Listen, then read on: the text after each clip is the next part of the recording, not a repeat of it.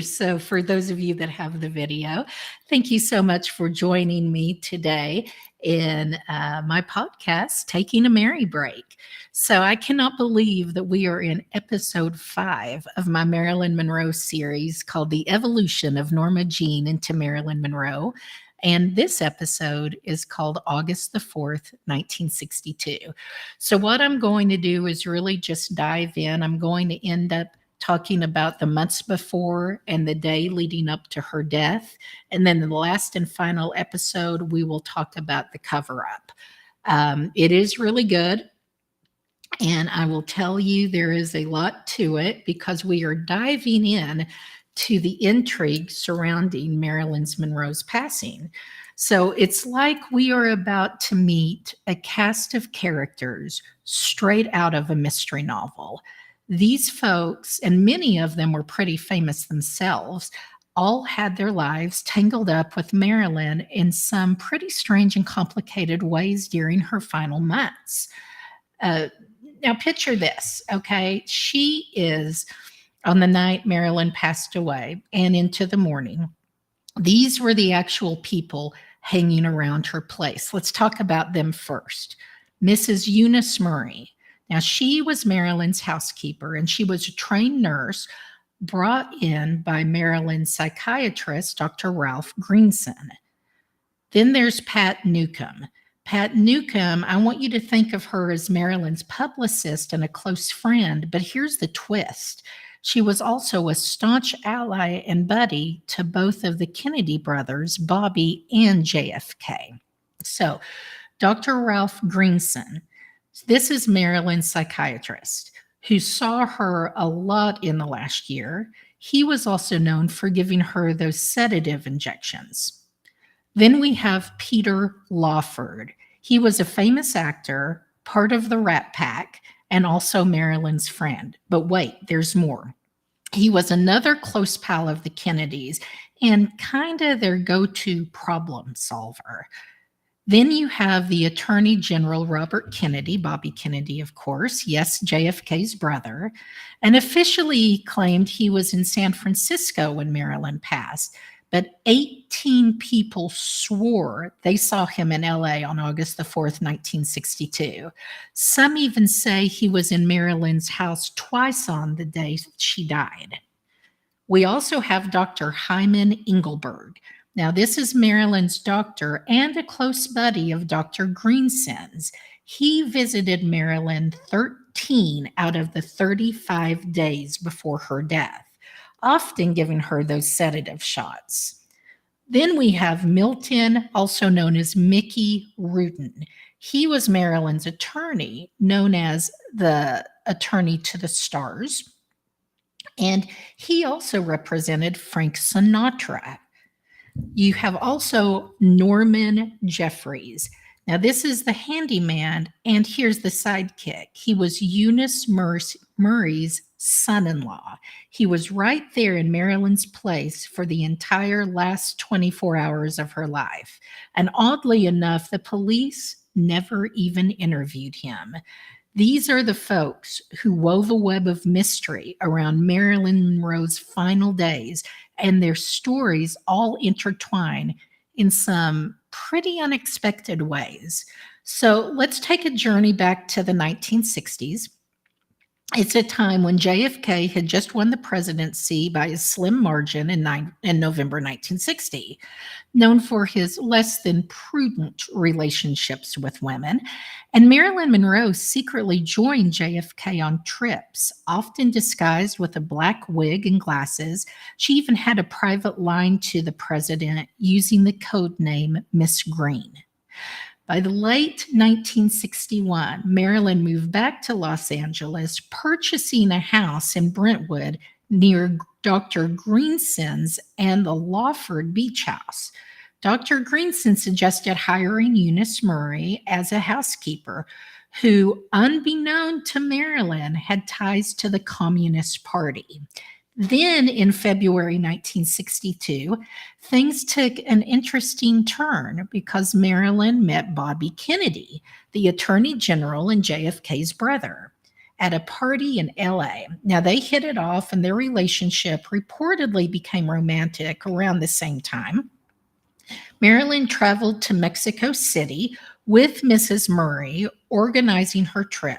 And what's intriguing is that some of her meetings there, particularly with a communist named Frederick Vanderbilt Field, who I've mentioned before, was actually recorded by the FBI and CIA. Now, Marilyn unwittingly revealed sensitive information during these encounters. So now we're going to fast forward to March of 1962. JFK planned a trip to California, and initially he was set to stay at Frank Sinatra's place, but due to Sinatra's mob ties, he actually opted for Bing Crosby's estate instead.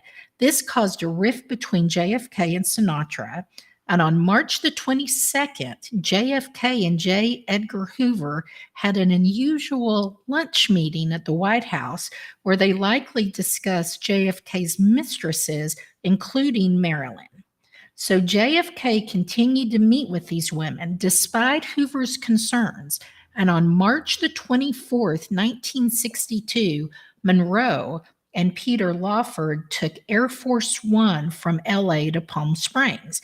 Now, she was incognito as the president's new secretary and stayed at Bing Crosby's estate. Witnesses even confirmed her presence. Filming for Something's Got to Give, Marilyn's last movie, it was supposed to start in April 1962, but it was delayed. Marilyn actually got sick and went to New York for a fundraiser for JFK in April, where she made quite an impression. So by May the 10th, 1962, Dr. Greenson mysteriously left the country for 4 weeks. And even though he had guaranteed Marilyn would fulfill her movie contract, he left her in the care of Dr. Milton Wexler, who remained tight-lipped about the situation. Now, on May 19th, 1962, Marilyn famously sang Happy Birthday, Mr. President at JFK's celebration in Madison Square Garden. And she had a private conversation with both Kennedy brothers that night and left with JFK. This would be the last time that she saw Jack Kennedy. Now, this is really interesting. And this is where it's going to really start getting into the nitty-gritty of everything. So this is what I want to do. We're going to take a quick look at what had been going on in Marilyn's life just before her death. And that, of course, August 4th, 1962. So at this point, both Kennedy brothers, that's JFK and Bobby, have cut off all communication with her, which angers her immensely. It's rumored that she had been romantically involved with both brothers, as we know.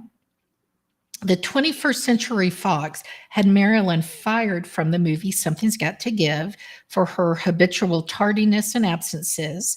Yet Daryl Zanuck takes back control of the company, and Marilyn renegotiates a $1 million contract for the film. Now, this is unprecedented amount of money for a female star at the time, and it is a huge victory for Marilyn. So Marilyn was invited to Frank Sinatra's Carnival Lodge, that's near Lake Tahoe, the weekend before her death.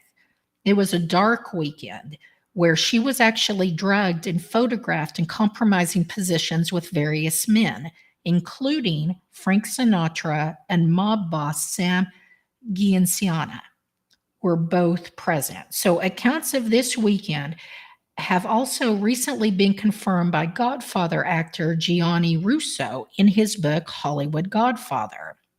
The night before Marilyn's death, Marilyn goes out to dinner at one of her favorite restaurants, that's La Scala in Beverly Hills, with Peter Lawford and Pat Newcomb. After dinner, Marilyn and Newcomb get into a heated argument about the Kennedys, who Newcomb is extremely close to. But nevertheless, Newcomb stays the night at Marilyn's home on August the 3rd. And that leads us to the final day of Marilyn Monroe's life, August the 4th, 1962, at her home on Fifth Helena Drive in Brentwood, California. So, the best way that I could figure out how to do this is to do a timeline because so much happens in this period that I really didn't know any other way to do it. So we're going to start at 8 a.m. in the morning. And this again is August 4th, 1962. So Eunice Murray, Marilyn's housekeeper, arrives at Fifth Helena. Her son in law and Marilyn's handyman is Norman Jeffries. He arrives shortly after and starts working on the kitchen floor around 8:30 a.m. Now, Mr. Jeffries actually stayed silent for years after Marilyn's death about what happened on the day she died, and only broke his silence years after she died, shortly before his own death. So he was an eyewitness to nearly all the events that occurred that day and was Mrs. Murray. In other words, she was there as well. So 9 a.m., Norman Jeffries recalls Marilyn walking into the kitchen around 9, wrapped in a bath towel. She looked sick, he said. She was pale and looked tired. Marilyn's friend and fellow starlet, Jean Carmen, says Marilyn called her at 6 a.m. that morning to tell her about disturbing phone calls she'd received during the night from an unknown caller. A woman's voice allegedly told her to leave Bobby alone and called her a tramp. So Carmen says that Marilyn sounded nervous and exhausted, and Marilyn actually requested that Jean come over to talk about things, but she couldn't discuss on the phone. But it was Jean's birthday that day, and she couldn't see Marilyn until Sunday. So Eunice Murray later actually tells police that Marilyn did not consume any food or liquor on August 4th, 1962. Her testimony was confirmed by the autopsy results. So now it's approximately 9:30 a.m., and Marilyn speaks to Hollywood gossip columnist Sidney Skalski on the phone. She tells him that she plans to see Bobby Kennedy later that day, and Ralph Roberts, her masseuse, also calls sometime during the morning to check on a tentative dinner date for that evening. She requests that he call her back in the afternoon. This is approximately 10 a.m. Now, Playboy photographer Larry Schuyler actually stops by Fifth Helena to discuss a potential photo shoot with Marilyn. When he walked up the driveway, he recalled seeing flowers, and she was actually kneeling outside her guest cottage picking on them, working on the garden. So they briefly discuss the shoot, but Marilyn isn't sure she wants to further her reputation as a sex object. Now, they table the discussion until Monday. Now it's noon. And Mrs. Murray actually recalls that Pat Newcomb, Marilyn's publicist and friend, wakes up around noon. Now, Newcomb had slept in the phone room upon entering the kitchen and finding Marilyn. The two have another argument. So Newcomb said they argued because she had been unable to sleep all night and Marilyn hadn't. But this doesn't make much sense because Marilyn had expressly invited Newcomb to stay over in order to get a good night's rest. So Mrs. Murray and Norman Jeffries later said that the true cause of the argument was Newcomb's loyalty to the Kennedys versus to Marilyn, and it was a continuation from their Friday night argument. So the disagreement became so heated, Jeffrey says it led Marilyn to firing Newcomb as her publicist. And despite her dismissal, Newcomb remains at Marilyn's, staying close to the phone room. So Newcomb later said in an interview that she and Marilyn ate burgers that day, which were prepared by Mrs. Murray. This was a lie. Mrs. Murray stated that Pat ate alone and reiterated that Marilyn didn't eat anything that day, which the autopsy proved. Now it's around 11 a.m., and on Fox Studios lot, a helicopter touched down shortly after the helicopter near stage 14. Now, this corroborated by the studio's security log. The studio publicist, Frank Neal, was working that day and was surprised to see Bobby Kennedy emerge from the helicopter, then disappear into a waiting limousine. Neal also caught a glimpse of Peter Lawford. So the arrival of Bobby Kennedy in Los Angeles was further corroborated by the former LAPD police chief, Daryl Gates. So Gates was the police chief from 1978 to 1992, but in the early 1960s, he really provided security detail for police chief William H. Parker. So further testimony for Robert Kennedy's presence in Los Angeles on the weekend of August the 4th, 1962, was also provided by a former Los Angeles mayor, Sam Yorty, as well as a retired police chief, Tom Redden, who was Chief Parker's assistant in 1962. I had a conversation with Chief Parker, and he told me himself that Robert Kennedy had arrived in Los Angeles that day and checked into the Beverly Hilton Hotel. Now, that was former Los Angeles Mayor Sam Yorty, and he was mayor from 1961 to 1973. It was reported to me by security officers that the Attorney General, that's Robert Kennedy, was in Los Angeles on the weekend when Marilyn Monroe died. And that was from the retired police chief, Tom Redden, Assistant Chief Parker in 1962. And in the award-winning 1985 BBC documentary, Say Goodbye to the President, Eunice Murray was interviewed about that day. The camera crew was actually cleaning up, and she said something that shocked the interviewer. Why at my age do I still have to cover up this thing? He asked her what she meant, and she said, I was not supposed to know anything about the Kennedys. The Kennedys were a very important part of Marilyn's life, but over a period of time, I was a witness to what was happening. When asked directly if Bobby Kennedy had been in Marilyn's home on August 4th, 1962, Mrs. Murray replied, "Oh, sure, yes. I was in the living room when he arrived. She was not dressed." She then said what is possibly the most disturbing of all. It became so sticky that the protectors of Robert Kennedy, had to step in and protect him. So Eunice Murray, Marilyn's housekeeper, this is the afternoon of August 4th, 1962, and Norman Jeffrey are loading tools into his truck when Eunice Murray comes out of Fifth Helena and tells him that she too had been fired by Marilyn. So Marilyn expected Eunice to be gone by the end of the day. Norman offered to help Mrs. Murray pack up her belongings and wondered if he was also to be fired, but Marilyn had gone to her room between 3 and 4. So Norman Jeffrey states that Robert Kennedy arrived at Fifth Helena with Peter Lawford sometime between 3 to 4. Pat Newcomb was still there. Mr. Lawford made it very clear that he wanted Eunice and I out of there. He told us to go to the market. So when we came back, maybe it was an hour later, their car was gone. And when we went into the house, Marilyn was hysterical and looked awful.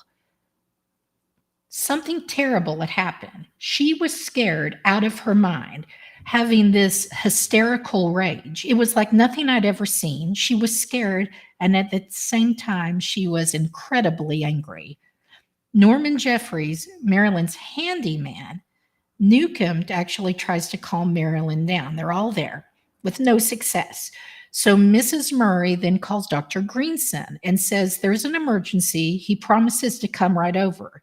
Now, this testimony is also corroborated by Marilyn's hairstylist and famous stylist to the stars, Sidney Guleroff.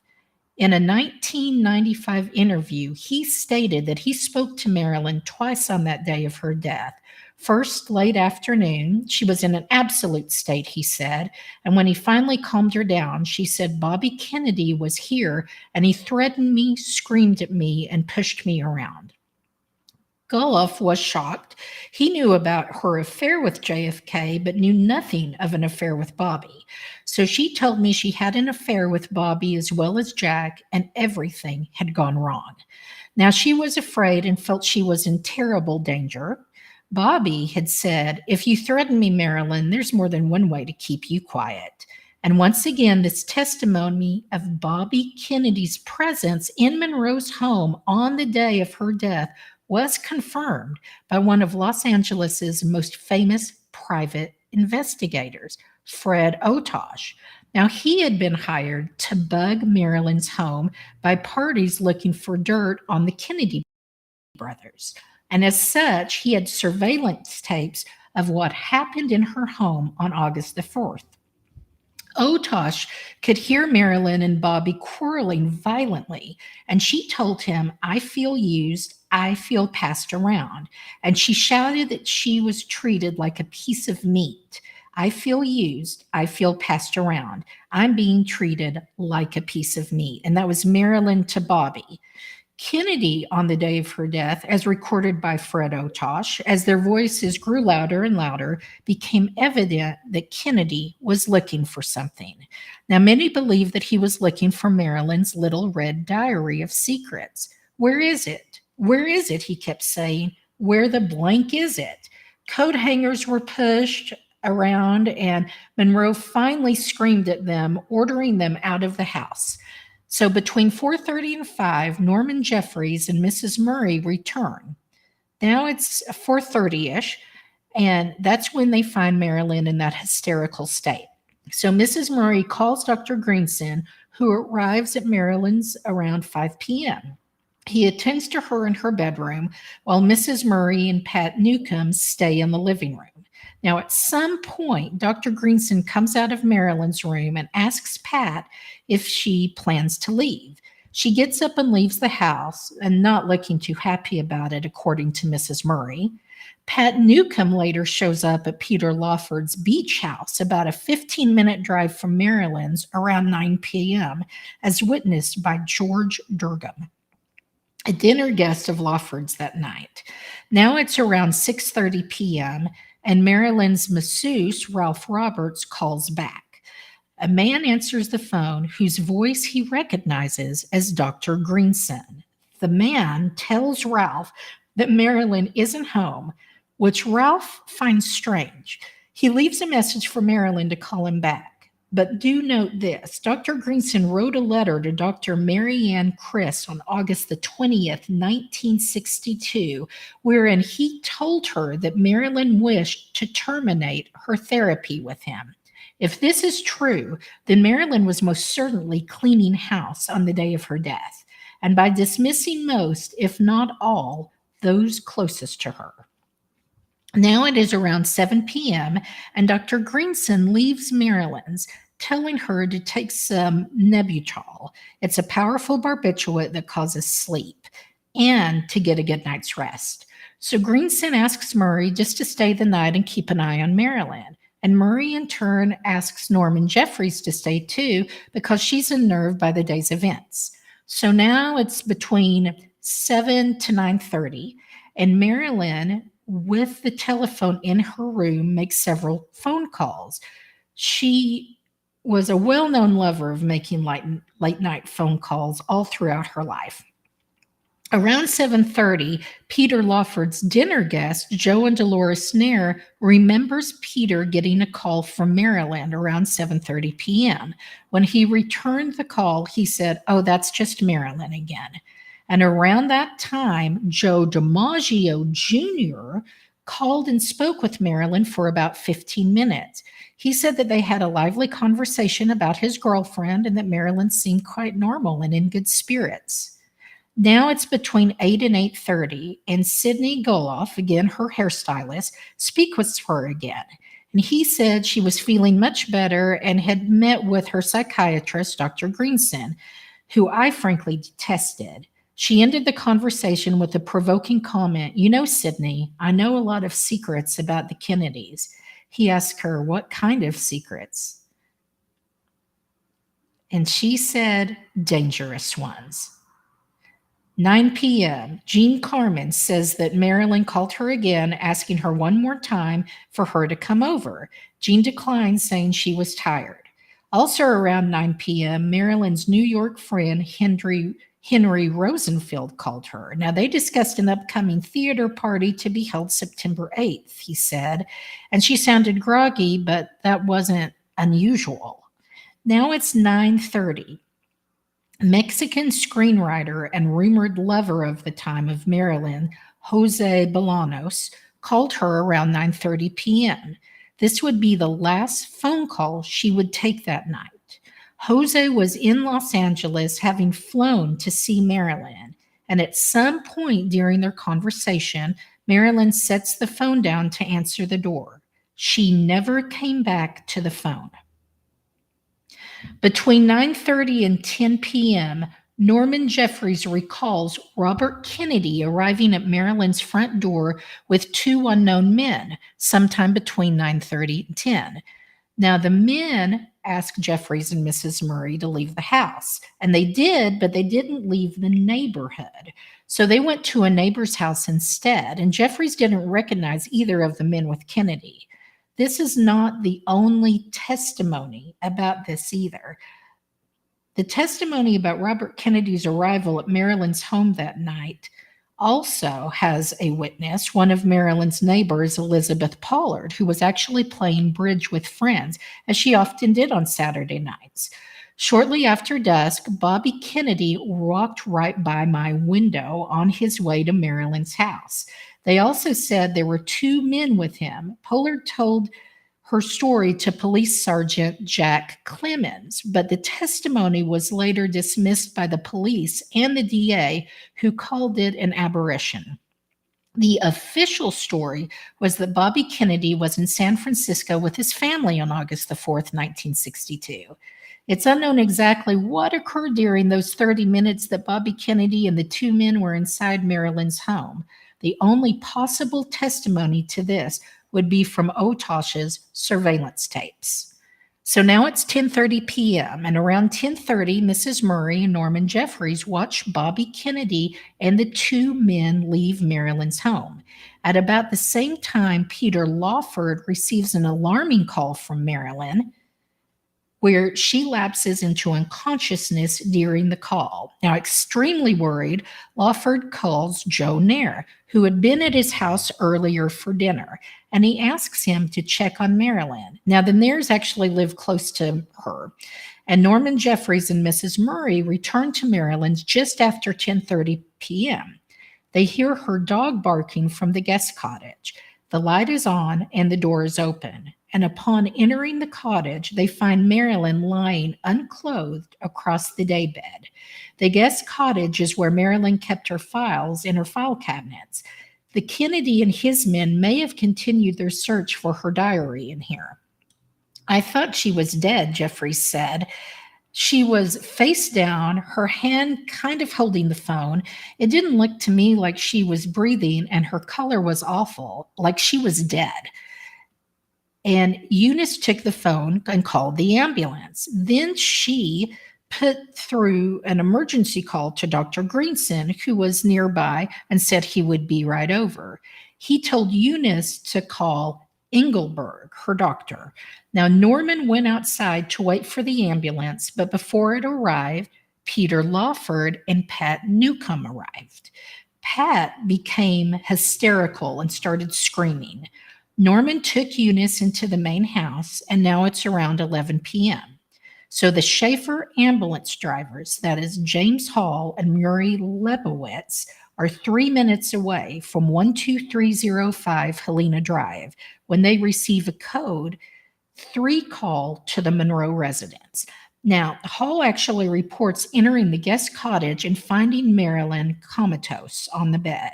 He also reports seeing a hysterical woman in the room, who later is identified as Pat Newcomb, as well as Peter Lawford. Now, they place Marilyn on her back on the floor, and they try to resuscitate her. But then a doctor enters the room, and Hall later identifies him as Dr. Greenson. And he orders Hall to remove the resuscitator. So Greenson then injects adrenaline into Marilyn's heart, but Hall says the needle hit a rib instead, and Marilyn died moments later. Norman Jeffries was still in the main house with Eunice when Marilyn died. He says they could hear Pat Newcomb screaming, and they knew Marilyn was dead. After that, he says all hell broke loose. There were police cars, fire trucks, more ambulances, you name it. A police helicopter landed at the golf course that was the Brentwood County Country Club across the street from Fifth Helena Drive. And soon they were all over the place. So Norman Jeffrey says that there were at least a dozen plainclothes police officers in Marilyn's home after she died, and he had no idea who they were or why they were even there. Captain James Hamilton and Marvin Lannon of the LAPD were both later identified as being at the scene.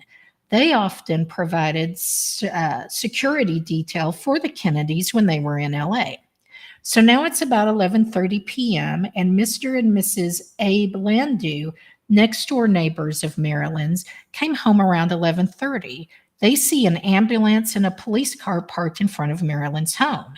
Around midnight, other neighbors heard a helicopter hovering overhead.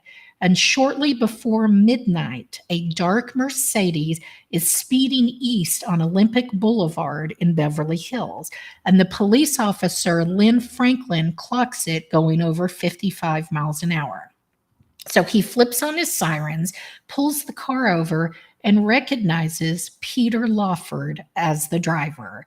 So flashing his light into the back seat, Franklin is surprised to see the Attorney General of the United States, Robert Kennedy, and beside him, another man who Franklin later identifies him as Dr. Greenson. So there's your three.